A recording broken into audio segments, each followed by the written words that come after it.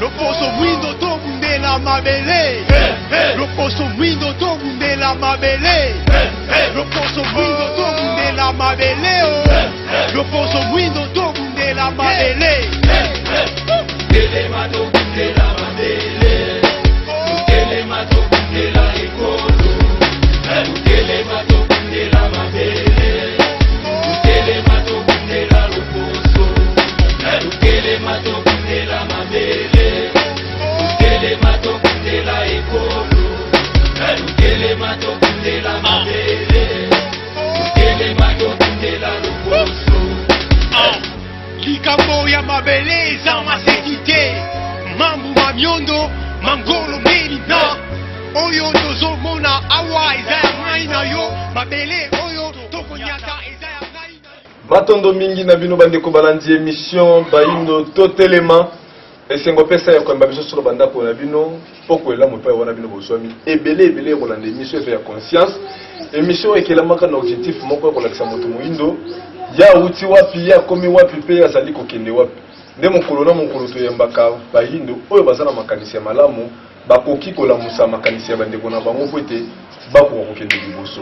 Nde lelo na kati ya mboka Congo tozali ko vivre phénomène prophétie ya Fumukimbangu oyo lelo divisé ba Congolais ebele. Ba misusu balobi ke prophétie wana ezali ya Fumukimbangu te. Balatisi yango nde kombo ya Fumukimbangu. Ba misusu balobi ke prophétie wana ezali ya Fumukimbangu kasi ezali mal interprété.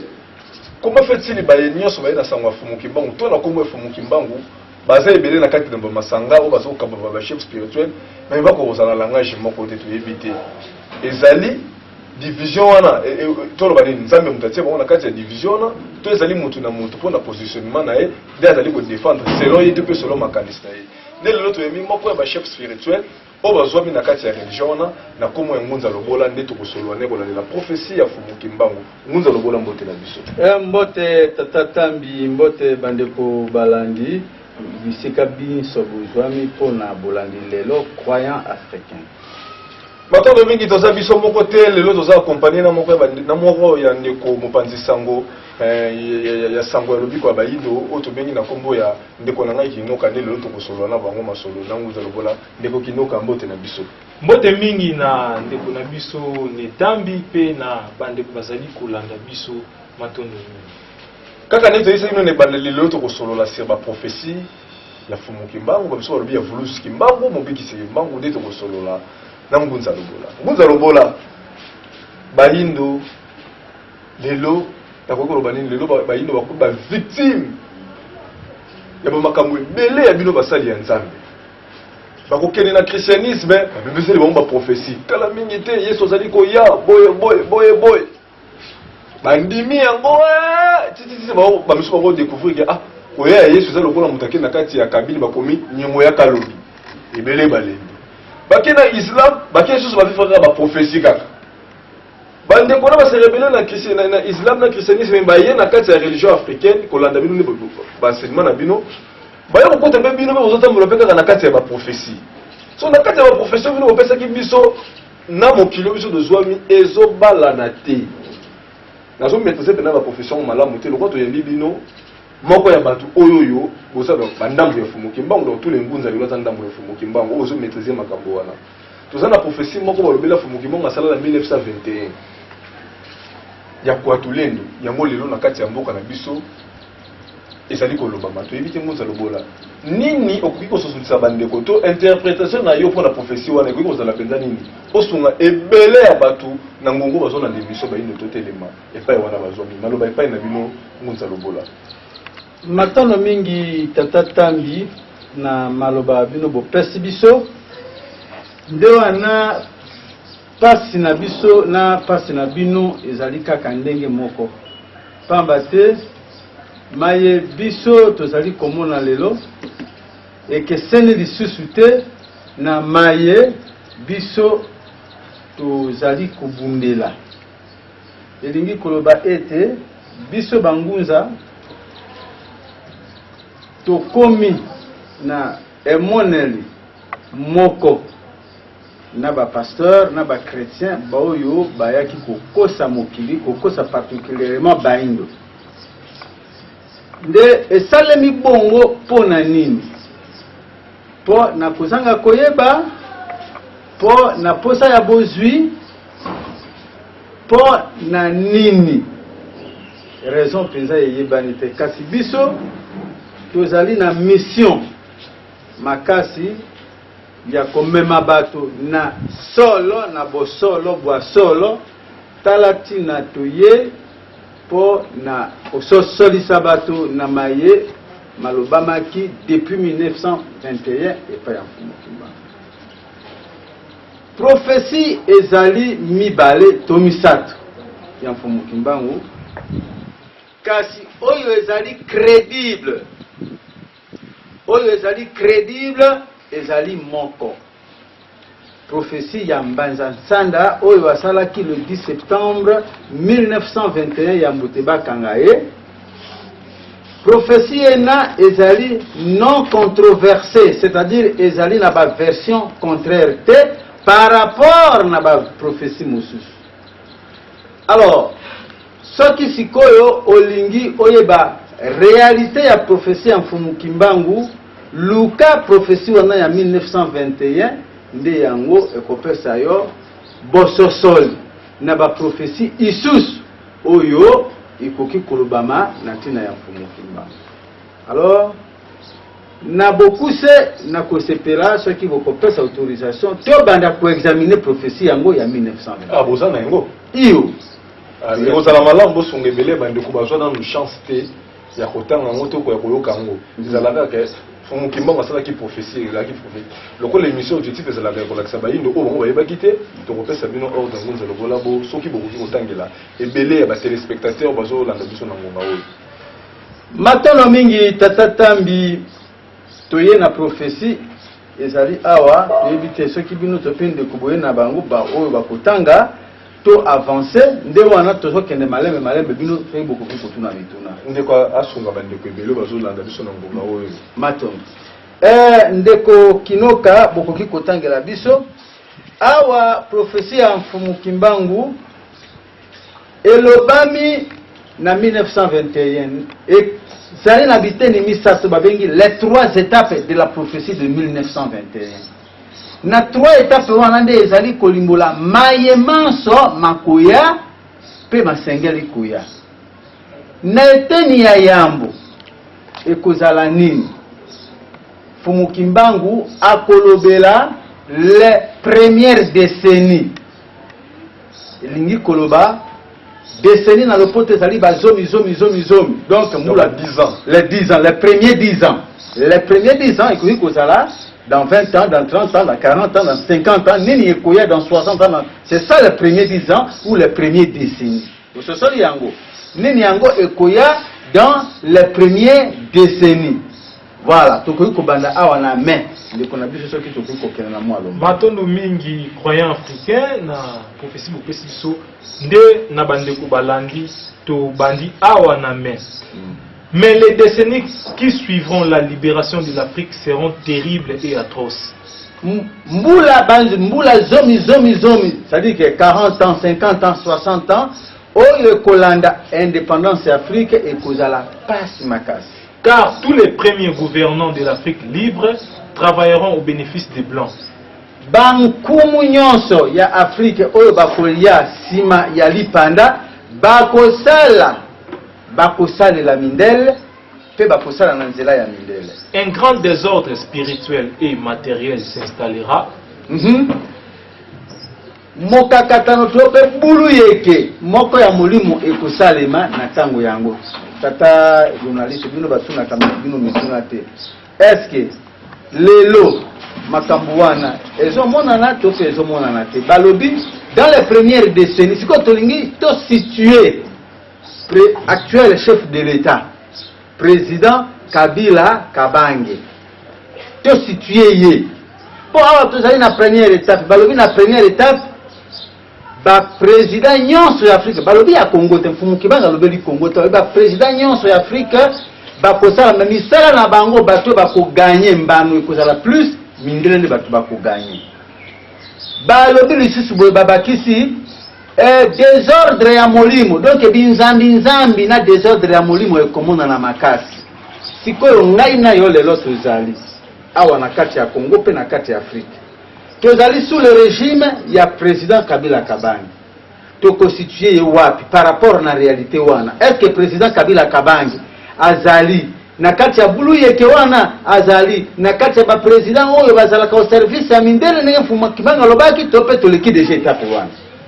na yebite mais tuna eza biso matondo soki bino bokoyanula biso te kasi bandeko balandi bangwende bato bakoyanula biso ekomona na ete lelo tozali na étape yango oyo désordre ezali makasi emonani mpe polele prophétie se réalisé pamba te le premier gouvernant oyo nyonso bakambaki ezalaki kaka coup d'état sur coup d'état Mbuta Lumumba alingi asali te Mobutu aye na président Kasavubu ale basal ils ont été au service des blancs partout na Togo président Sylvanus Olympe walingi asali te batie na président Eyadema asalaki ya mindele mokile yebani oyo nyonso alingaki asalela boindo asaleli boindo te au service de l'homme blanc lelo sous le régime ya président actuel le président Kabila Kabange Fuma Kibanga alobaki le président de première décennie tango ya bango désordre ya molimo ekozala makasi lelo tozali komona nini binzambi bitondi na tango nini est-ce que tozali na première décennie tote tokanisi emonani polele que tozali na première décennie et que le président Kabila Kabange azali l'un des chefs de l'État oyo ya professeur Fuma Kibanga lobaki ete na tango wana les premiers gouvernants bakozala au service de l'homme blanc les premiers gouvernants bakokota na kati ya blue yeke ya makambo ya molimo ndeko soki tokoki koko. Les gouvernements de l'Afrique entraîneront sur les conseils des Blancs leurs populations respectives dans des guerres meurtrières où ils s'entretueront. Voilà. Ba premier gouvernant wana tozoloba en termes de l'Afrique et non pas en termes du Congo tolingi bandeko bazwa boso solidarité ni oyo. Ba gouvernant ya yambo tong les premiers chefs d'État nakati na bango bakomema bamboka na bango na ba désordre ya ba guerre oyo ekosala ete ba population na bango babomani tomoni yango lelo président rwandais na etinda ya mindele asali guerre contre le Congo pour qu'il permettre mindele batoka coltan batoka nkita ya Congo au service non pas du Rwanda mais au service ya mindele ekokisani sous ndekosoko kozanga kaka mo eteni wana muke na ba guerre wana. Les gouvernements de l'Afrique entraîneront sur les conseils des Blancs, sur les conseils des Blancs leurs populations respectives dans des guerres meurtrières où ils s'entretueront. Voilà, c'est clair. Et ça, Mobutu azalaki awa na koyokaka ba conseil ya mindele asali guerre contre Angola azo soutenir Savimbi. Et salema bongo. Tilelo ezali ko salema bongo. Rwanda azosala biso guerre letina ya banani letina ya mindele est-ce que tobimi na les premières décennies tope tozali toujours dans les premières décennies ndekosoko koki koko la misère s'installera pasi ekozala na bito soki tosi tozwi bomengo mais kasi Fuma Kibanga lobaki ete pasi ekozala lelo est-ce que na Congo pasi ezali tope ezali te misère soki ezali te c'est que tobimi déjà na première décennie mais soki toza na pasi c'est que tozali dans les régimes des premières décennies. Beaucoup de jeunes quitteront l'Afrique dans l'espoir d'aller chercher le bien-être dans les pays des Blancs. Ils parleront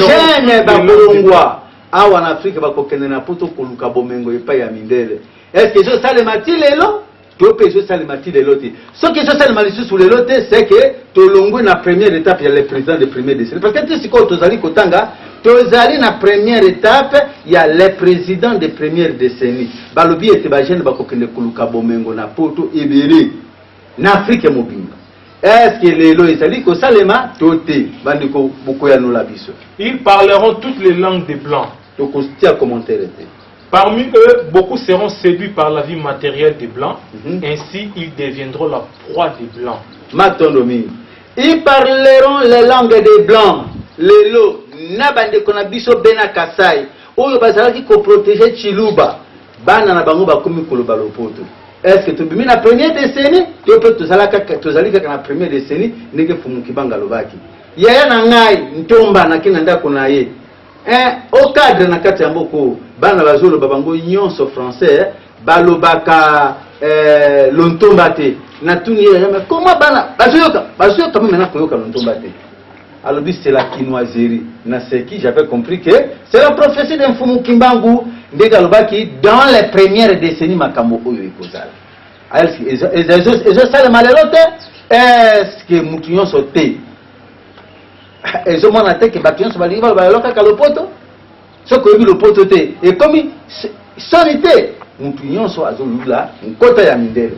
Et c'est le moment qui n'a prophétie en Mfumu Kimbangu. Il y aura beaucoup de mortalité. Parmi eux, certains ne rêveront plus leurs parents. Matondo mingi. Bazo kufa na poto na mer Méditerranée ezo mela bango pona kokende kuluka bomengo. Ebele ba comment ba kozonga lisusu wate tebite soki kokisami tina moi oyo. Il faudra une longue période pour que l'homme noir acquiert sa maturité spirituelle. Matondo mingi. To koti na deuxième étape. Pour comprendre ce que tu as na deuxième étape, au kokende koyoka, tango to continuer discours et si ka to kokota na troisième étape.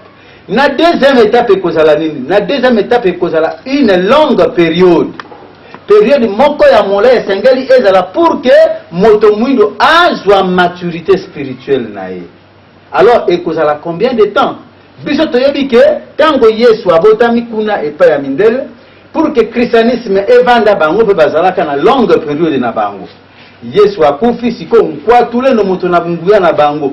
O ayaki ko imposer religion wana. Donc o azalaki lokola réincarnation ya Yesu. Ezalaki bongo Constantin le Grand basalaki 3 siècles pour que aya. Et pendant ces 3 siècles ba mindele bayaki ko comprendre que christianisme ezali religion na bango. Mais biso ba petit pesa tenter. Balobi tout simplement que il faudra une longue période pour que l'homme noir acquiert sa maturité spirituelle. C'est le deuxième état ou la deuxième étape. Tout est si cool.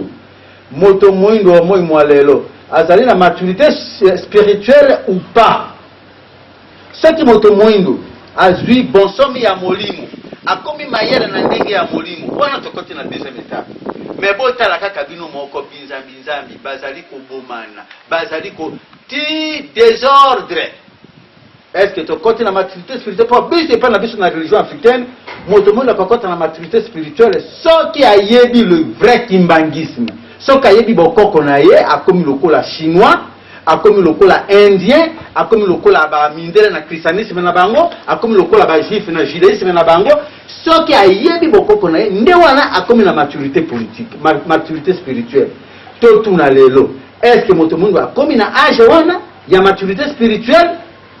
Est-ce que tu côté fait une longue période de yango bien dans les premières décennies où le baloba qui était les premiers gouvernants bakozala au service à mindele bakotindika ba population na bango na ba guerre au mindele sous le conseil des blancs bana baindo bakokende na poto kokuluka bomengo pe belé kati na bango bakokufa. Est-ce que et mon anité était tozalika na première étape? Est-ce que tu côté na deuxième étape oyo moto mundu asengela za la maturité na ye toyebite ndeko soko kofi kokoba?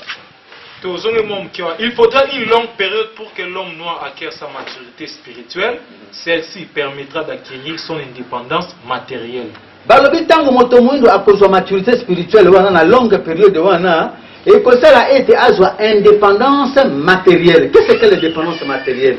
Indépendance matérielle est la kisi kozwa bonsomi ya bikela. Donc ko yeba komisalela yo moko biyeye ozali na yango posa elingi koloba nini na tango ya période wana ya deuxième étape wana oyo moto mundu akozwa maturité spirituelle directement akobanda komikelela ye moko mituka na ye ba avion na ye ba ordinateur na ye bilamba na ye nyonso na nyonso oyo moto asengeli amisalela ye moko moto mundu akobanda komisalela yango oyo nyonso moto mundu asengeli asala na kati ya bomo na ye to pe a utiliser na kati ya bomo na ye et kozala te ke to importer to kobanda kosala biso moko. Donc wana kozala conséquence ya maturité spirituelle nde yango ekomema biso na indépendance matérielle. Alors soki tokomi na temps wana te. C'est que tozali na première étape. Le président de la première décennie, tozali na étape wana. Alors, ce qui peut te côté déjà dans l'étape que tu comme une étape d'indépendance matérielle, bino moko boko répondre. Ce qui te comme une étape de maturité spirituelle, bino moko boko répondre. Mais nous sommes suffisamment intelligents pour comprendre que tous allons dans la première étape. Donc, côté Asuka. Alors, s'accomplira la troisième étape. Ah, la première étape est batangi yangote. Deuxième étape est batangi yangote. Comme si c'est la troisième étape. Donc, la première étape est la première décennie. La guerre sous impulsion Yamindele, bato bakokima bakokende na poto, bato ba misère est qu'on s'installer, ba gouvernant travailler sous la houlette des blancs. Ça c'est la première étape. Est-ce que to le ki yango, to peut to sana yango bino moko buyano. Deuxième étape, une longue période. Pendant cette longue période, il faudra absolument que bateau que soit indépendance spirituelle. Est-ce que comme et puis tant yango bino moko bo répondre. Et pendant tant yango il faut que soit indépendance matérielle. Toye ba komikele la biso moko bi tozali na yango posa. Est-ce que to comme na tant na yango toyebite ndendeko soki bukoki ko kende côté asuka. Alors ça accomplira la troisième étape. Dans celle-ci naîtra un grand roi divin appelé Kwatulendo. Il viendra avec ses trois pouvoirs. Natango ya troisième étape mokonzi moko yangu yankwa tulendo la kisi mutu ya makasi. Akoya na ba pouvoir makoki misatu. Ekozala nini?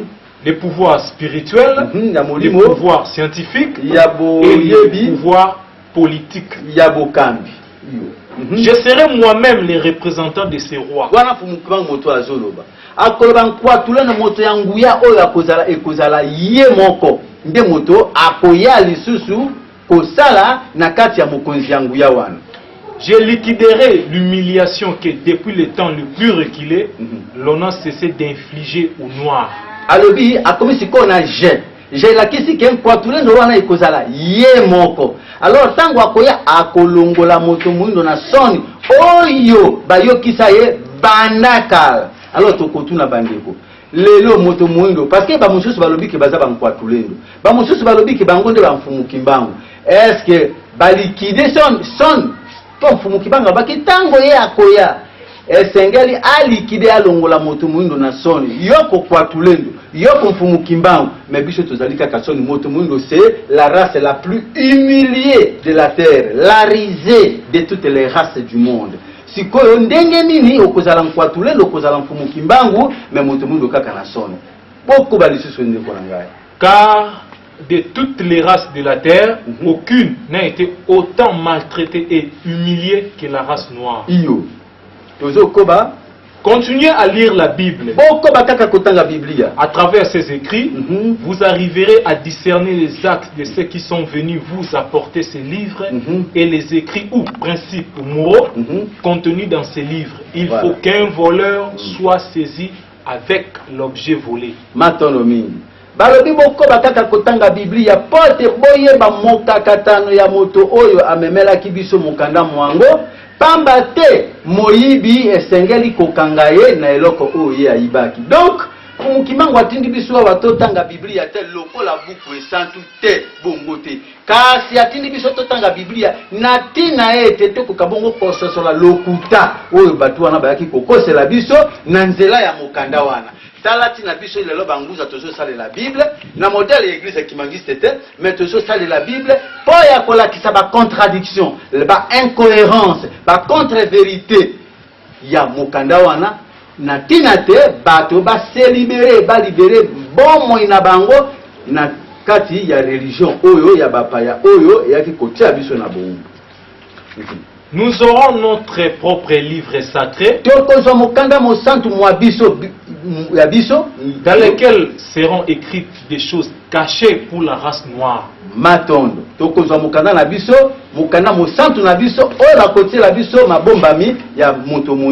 Et le peuple du Congo. Un instructeur enseignant viendra avant mon retour pour écrire ces livres et préparer l'arrivée du grand roi divin, l'Équatoulène. Un instructeur enseignant viendra avant mon retour pour écrire ce livre et préparer l'arrivée du grand roi divin, l'Équatoulène. Yambote mfumu kimbangu aya lokola nkwatulendo lokola mokonzi nanguya mo prophétie en 1921 lobike esengeli longi aya instructeur aya yende moto ya kokoma mokanda wana. Un instructeur viendra avant mon retour, avant retour ya mfumu kimbangu en tant que kwatulendo pour écrire ce livre et préparer l'arrivée du grand roi. Donc yamboke oloba kenga nazali mfumu kimbangu esengeli yo talisa biso ete longi na ngai ezali te ezali lokola Yesu alobi ke Jean Baptiste yaki liboso na ye. Donc yamboke yo ebisa biso ke yo ozali kwatulendo ozali na trois pouvoirs ozali pe mfumu kimbangu. Première des choses bimisela biso longi bimisela biso pe livre sacré oyo ekomami na longi na yo porte yo ozala mfumu kimbangu. Ososoli yango lelo ba mfumu kimbangu batondi ebele ngai mfumu kimbangu ngai kwatulendo na kati ya bangunza kasi moko te kati na bango alakisi biso longi oyo yake ko préparer retour na ye moko pete alakisi biso livre sacré oyo longi na ye akomaki. Alors vous comprendrez très bien que nous sommes dans une boule de neige. Nous sommes non plus dans la spiritualité africaine, nous sommes dans la religion dans laquelle on veut nous embrigader dans des idéologies défaitistes. Et c'est ça le drame. Pas si les lots, Yabiso Bangunza, ils ont dit que la spiritualité africaine, parce que l'Afrique ne pratiquait pas la religion. L'Afrique est la spiritualité, mais Bangunza, Penaba ye bazali ko prétendre ko défendre mfumu kimbangu ba côté sibiso na religion et c'est une grande défaite et nous sommes absolument appelés ya ko corriger défaite wana pambate jamais motokoki koloba ke yo zali kwa tulendo ozali ngunza ozali mfumu kimbangu sans que la kisabiso livre sacré sans que la kisabiso longi oyo apprécié d'Akio. Voilà un peu, c'est un truc que maman, oh, surtout etikali wana, et salut le complément. Il y a un message en 1921, l'essentiel, yango wana. Donc pendant motuna na tata, kwa tulendo, tanaye komina nute, fumu kimbango, nanupe ayete, à moins que tu sois livre sacré. Et puis voilà qui s'habille sur longue, on va préparer retour yamfumu kimbangu. Deux choses l'une. Soit tu suis enseignement baso tali s'habille sur les lots, tu vois qu'ici prophétie en 1921 en Banzasanga, soit tu suis yamfumu kimbangu à l'obaki, en 1921 tu ndimi yango, alors il faut te voir qui ça, maye basali kwa mbouye du soleil. Maye basali kwa mbouye du soleil, lo wane sali, he maloba yangunza lobola lo ilondo, bande ko bosomi penser belé na mboka Angola. Tout le monde va tester la bino kalaming de ton temps en réagir. La bino va téléspectateur va numéro zali affiché. Bino va auditeur pour le numéro la nation d'Anzela radio pour bien en 082 319 22 25 082 319 22 25. Vous allez voir tout lundi bien venant à boquer bino sur la téléspectateur. Pena bande ko auditeur wala na rabiso o ba on chance sur la nation d'Anzela radio. Bala nous na boquer bino sur le pour ça les lectures ya prophétie 1921 Fumukimbangu. Lelo bangunza bokomi kokende ko changer langage. Pour la ninga na lobi bongo. Banda biso to botomati to komi boye. Makabo ba prophétie ya Fumukimbangu mpona mboka Kongo to yeba ya ngoti to tikala pe koyoka ya ngoti. Ndena mopepe ya bangunza to yebi maye o nyose ya prophétie. Mais lelo to ko moto ngunza lobolo ko lobake. Tant o to zali lengo zali première étape. Il y a prophétie, il y a 1921, il y a Fumukimbangu, il y a 3 étapes. Dans le cadre de la prophétie, nous avons dit que Kotulendo il y a 3e étape. Autant qu'avant Kotulendo, il y a une longue à préparer terrain. Voilà. Or, le chef spirituel, il n'y a pas. Jamais l'or est allé détruit pendant 430 ans, depuis 1491. Titre aussi d'indépendance en 1960. Mindele babomi spiritualité babomi moto mundo pendant 430 ans ndako babuki yango 430 ans botonga yango après un siècle. Non. Là, c'est ça qui est dans le bolo qui me et ça, la bangunza nous clairement pendant les médias, les lobbies, les TVP, les radios qui ngaïle pour tout le monde.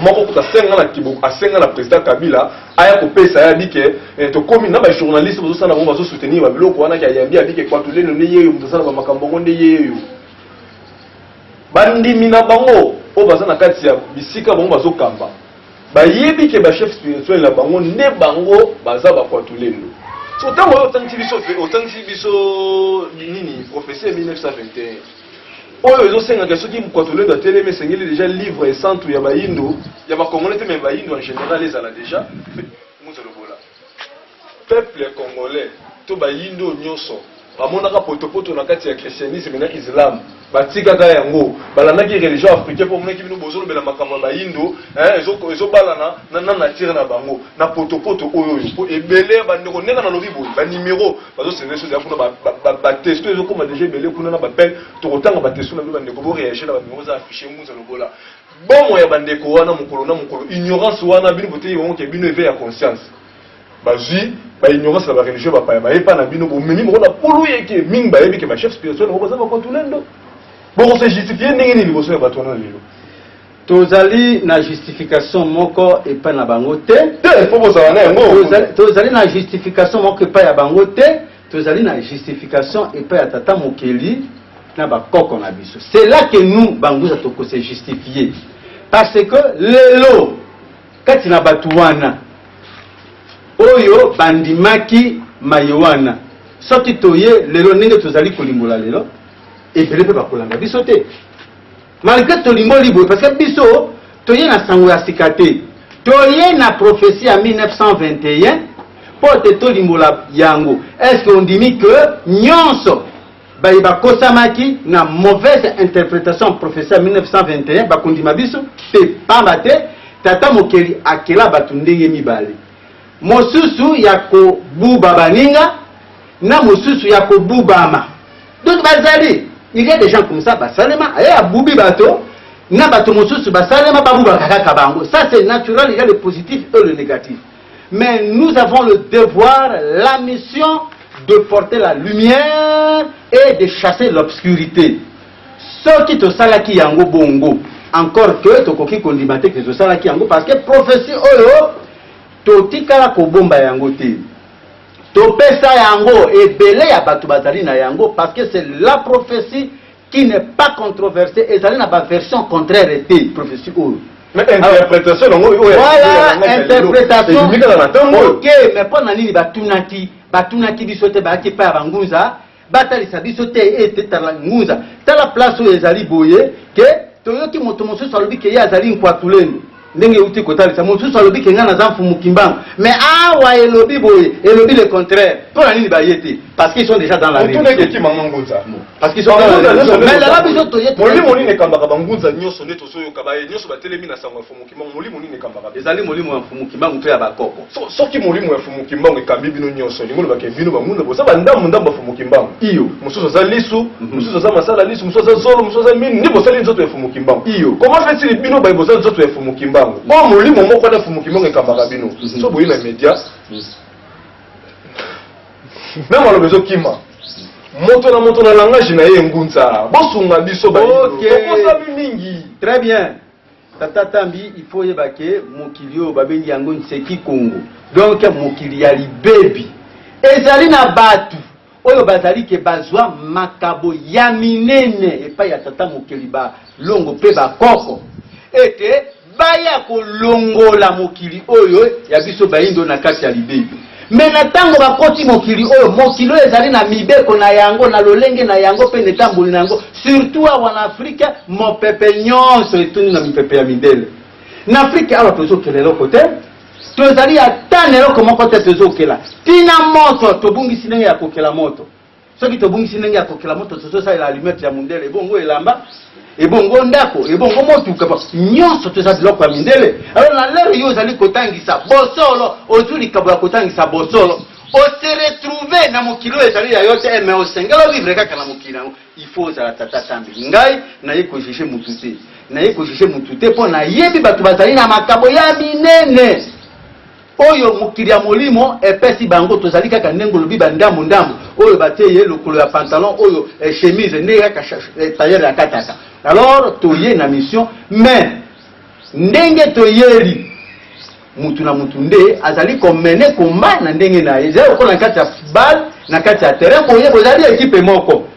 Fauteur akobima wana, meilleur éditeur akobima wana, bon défenseur akobima wana, wana moto akojuger ezali entraîneur moto akojuger bino. Alors ngana za na mission ya kojuger moto te. Ngunza na za na mission ko juger moto te bandeko par respect na bino auditeur, na téléspectateur na auditeur, to rotanga ba question na bino bo réagir na ba numéro za affiché. Pe na bino bo so liboko na so ba téléspectateur ba numéro za affiché bino ba auditeur so ba ndeko bo so liboko na so na nzela radio. Le numéro est appel les testo ezali 082 319 22 25 082 319 22 25 ndeko kinuka bolandi musa lobola na bokebi so tension na kati ya plateau awa na éviter na maloba et comme ko kimbala liboso na sala émission na mona na maloba ko kima na ngai pona maloba na éviter na ngambo na bino ko la de la lecture ya musa lobola na mayatangi leso na prophétie ya 1921 fumo kimbango.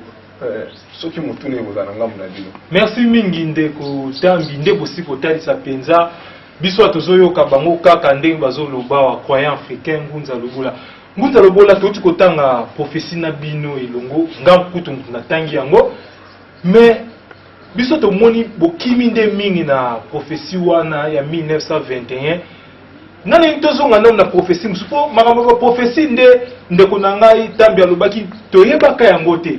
Bino boye biso mamba prophétie oyo prophétie ya 1921 prophétie ya 1944 ba prophétie nyoso function bino boye nango boyelaka bande ngana za na prophétie ya 1944 awo mususu na nango pe na machine ngunza boyelaki biso prophétie ya 1944 oyo fumuki mbangu asalaki programme ya mboka oyo Congo na ba dirigeant na bakambi Fumukimbango alobi ya liboso ndenga kozala ya mibale pe ndenga kozala ya misato pe ndenga kozala ya minei pe ndenga kozala après ya minei alobi eloko te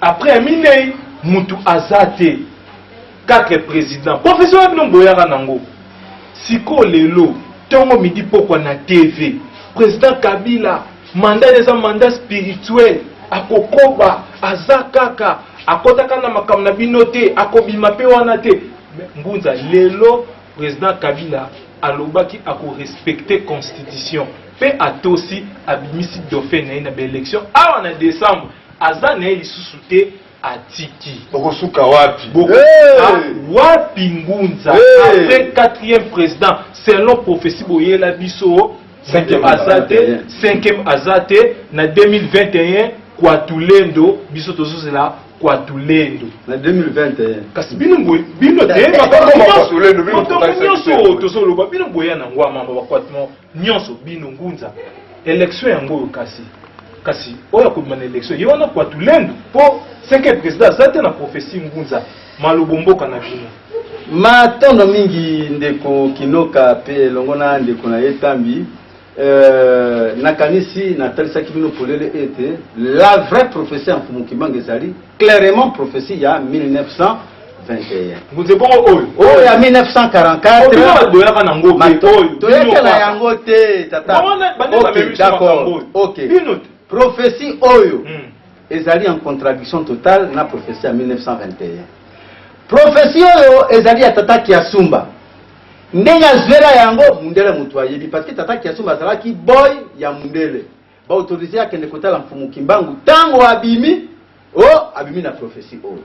Alors toyebi te na 1944 église Kimbangiste ezalaki te parce que bato bakokaki peut-être kobombela biso yango église Kimbangiste emise alela te papa Kiasumba abomba yango ndenge nini est-ce akomaka yango na bic na machine tope patron na ye mundele mutu akomelaki yango ngai kosala ngaka pasi makasi komona bangunza bazali kobima na prophétie oyo très controversé oyo ezali ko contredire totalement Fumukimbangu mais na yebiso ke ata mokolo moko te oyo azali na preuve que ngunza lobola penza a défendaki prophétie oyo mais aya na yango ngana yebi que président Kabila azali mwana ya bilaka pamba te kokamba Congo okoki kokamba yango te sans que pas seulement le Congo kokamba kaka bato okoki jamais kokamba bato soki nzambe aponi yo te. C'est là qu'on respecte le chef de l'État, Moutounion Asengeli, Atiosa Mokonzi, Pambate, Kozala Mokonzi, Abatuzala Ketinda Yazami. Mais par rapport aux prophéties, cette prophétie est totalement bidouillée, parce que cette prophétie est totalement bidouillée parce que quoi? C'est bidouillé. Mais c'est là que nous avons dit, c'est là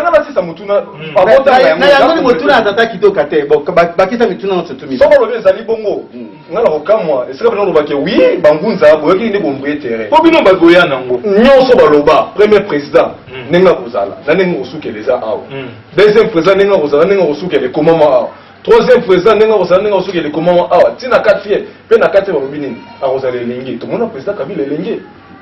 OK, natango na foyer de tension kozala makasi yango to somona yango kita opposition na majorité ko kana zate comme politique qui est demi parce que so ba différence te ba comme ennemi nyonso on ezala kata professeur ko to ngoko lo bakya na ko na lobby boye tatatambi na lobby te que ezali prophétie en Fumukimbangu te mais na lobby ezali bidouillé falsifié on se comprend les mots balinga la po bande ko ezali un faux c'est-à-dire que ça ko landi awa na kati ya professeur wa o comment na lokola makambo mosusu ezali kobalana mosusu ezali kobalana te ndenge nini il se peut que Fumukimbangu apesa sa programme ya bongo mais euti na nini keba na mikate ya mwamba euti na poche ya ndoki okoya kolia yango po oleki kolinga mikate ya mwamba.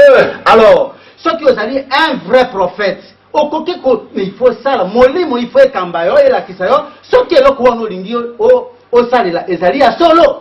Alors il faut pas que ça la kaka pona ça la poyo ya kolinga mikate ya mwamba mingi oke kolia na mikate ya mwamba oyo euti na poche ya ndoki à ce moment là kofi olo milia kozala plus mayele koleka yo. Alors si koyo tokotala eloko oyo il se pourrait que quelque chose ait été dit en 1944 mais na prophétie ezali bidouillé falsifié ezali yango te et ngunza azana droit ya kosalela yango te na lolenge nini topesa totanga oyo balobi pour na lombango penza pour le premier président toke na lombango pour le premier président balobi nini balobi le premier chef d'État il prédit que celui-ci sera un homme digne modèle exemplaire et respectable. Voilà. Mais il finira pas son mandat et sera empoisonné. Faux et archi-faux.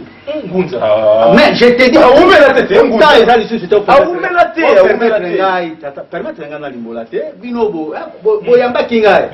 Balobi qu'il sera un modèle et il sera exemplaire. Par rapport à quoi? Mbutakasa. Ok, Mbutakasa n'a jamais été un exemple pour la religion africaine. Parce que Mfumukibangu Azoloba en tant qu'Ngunza, par rapport à la spiritualité, par rapport à la programme ya Moussala Yaye. Donc, ce qui vous dit que le président a l'exemplaire, c'est-à-dire que le président a quand même baillé la spiritualité africaine et après ça la maturité spirituelle. Or, l'on sait que le président Kasavubu, il est mort catholique et il n'a pas été empoisonné. Empoisonné, ça dit biloko et après peut-être parce que visiblement et ça le président Kasavubu, il a été chassé du pouvoir. Et curieusement, comment n'est pas le troisième président, n'est-ce pas que Yéné Motoakoufa qui n'a pouvoir, Balobi Yéné Azali chassé du pouvoir. Ça ne tient pas. Le président Kasavubu, dans l'esprit de Mfumukimbangu, a coquille jamais qu'au préfet, qu'au prophétiser sur Yé Kazala, un président exemplaire, modèle. Ce n'est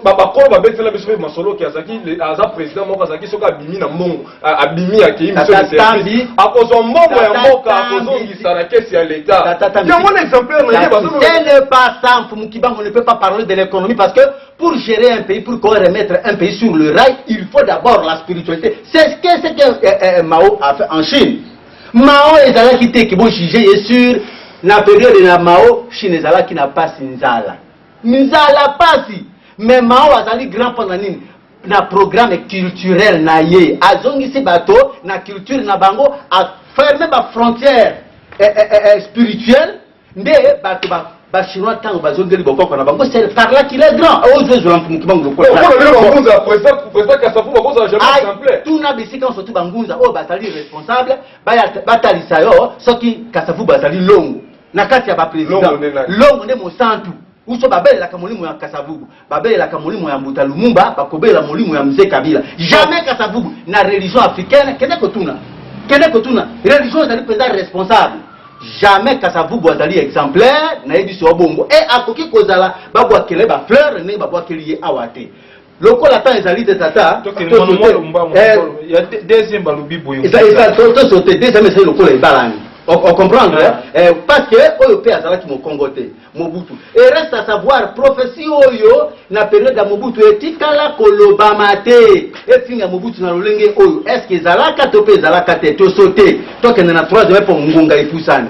le troisième chef ce dernier ne fera pas longtemps au pouvoir. Ok, Balani. Sa mauvaise politique divisera le pays en plusieurs parties. Aujourd'hui, c'est grave. Foyer de tension. Est-ce que le président Kabila... La criminalité sera au rendez-vous. Il y aura beaucoup de voleurs et de tourneurs du bien public. Lui aussi, comme les seconds, Mobutu, sera rejeté par le peuple et chassé du pouvoir. Donc, elle a vous comprendre. Balobi que président, troisième président, mauvaise politique naie. Président Kabila Kabange, président Kabila Mze, aye awa na politique ya mabe, moto ya memeli biso, il politique ya prenez-vous en charge. Tolona, to sala biso moko, il était un mauvais président.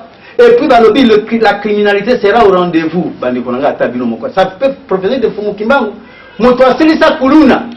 Moto yo pesa ba miyi alobiki ba miyi ba koza lebele moto afungola boloko ya makala albongisi yango atongi miyi binyo surtout kuna et puis moyibi na l'état esilaki na gouvernement ya président Mzee Kabila est-ce que miyi ya l'état bazalaki par rapport na ndenge awa balobi et puis balobi que lui aussi comme le deuxième il sera chassé du pouvoir alors que lui il est mort au pouvoir tué par les impérialistes batie na molongo ya ba président Mabe.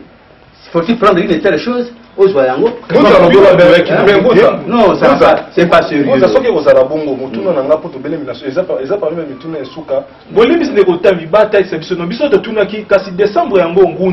Awa mutu akoleka kwa tulendo ye wana bozonga na 1921 total ici bidon na 1921 bokende kotala quand est-ce que kwa tulendo akoya kwa tulendo akozala ye moko Fumu Kimbangu dès avant que aya il faut longi azala il faut tous dans livre sacré ça c'est du n'importe quoi le soko landi eloko ya boye 2021 il n'y a rien je vous prédis ça c'est le croyant africain qui parle 2021 je mets au défi quiconque ola lobi kazali ngunza azali kwa tulendo azali Fumu Kimbangu je parle bon candidat ya lelo 2021 il n'y aura rien sur le plan politique. So, après président Kabila toko continuer toko na deuxième étape une longue période mais il y aura un cinquième président qui ne sera pas kwa tulendo.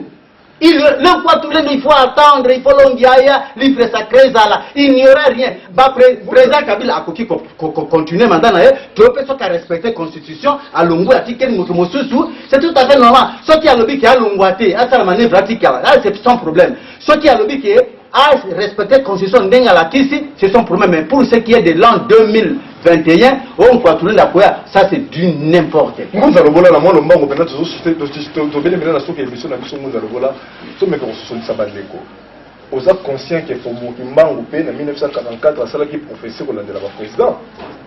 Malgré le bureau battant qui s'acquitte sur Mingi, c'est le Kouta.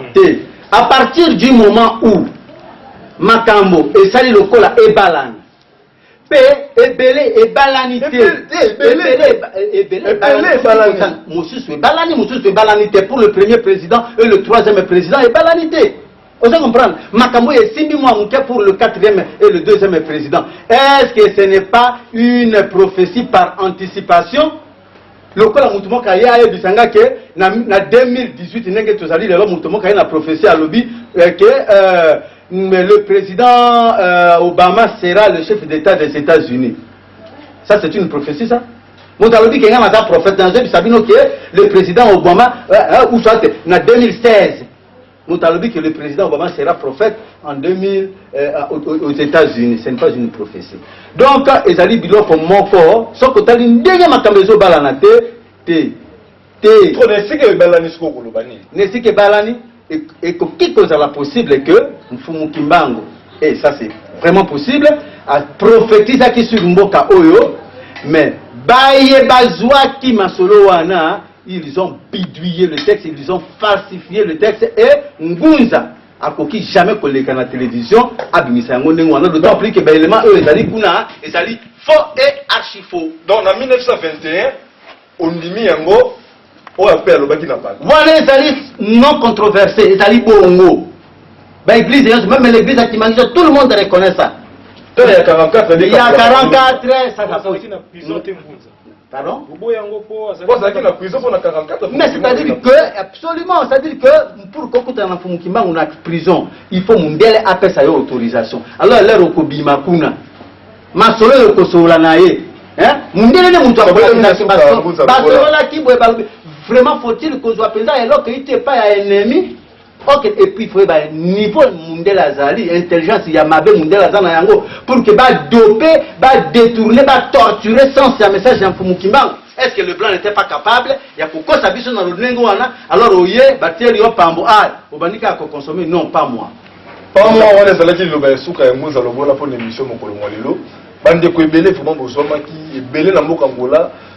TV ezali ngonga ba message na ba mituna totangi mwa mingi awa totuni ngonza lobola eza ba message obino bandeko ba téléspectateurs botindaki na bino auditeur bozwi chance na national ya radio tata mama yo ko interpeller biso biso dewe mambo profession te mon peuple bangunza nde munde ko tseso ba mambo profession kasi bango bandambo fumuki mbangu ndenge nini langage eza moko te kolandela profession fumuki mbangu biso mibeki kwa tulendo professeur lobiki afa kwa tulendo aya esengeli longi aya a comme un livre sans tout peut à préparer terrain. Ce qu'on va contrôler nous déjà bah un terrain basé belé. Bah longue yango baza bah longue bazala ki banani poto comme na ile quoi ya contrôler nous. Mais tout na eza yanga ndeko tambi et le ngona ndeko bino kana tunaki moko ya bangunza na kati ya religion africaine na comme ngunza lobola lo ilo croyant africain motutu ndika mo beto lokole. Restez branchés à RTFS 1 chaque vendredi à 11h et chaque lundi à 22h émission bayi noto téléma moto nyoso to comme le moto nyoso na makanisa malamu. Alingi a passé yango ala ki sabande kone ba yindo benga ndeko tambi na plus 243 82 319 22 25 plus 243 82 319 22 25 na Facebook obesi tambi ko continue message na otanga pe to répondre kimi yanza bezana notre kutani na poso ezali koya.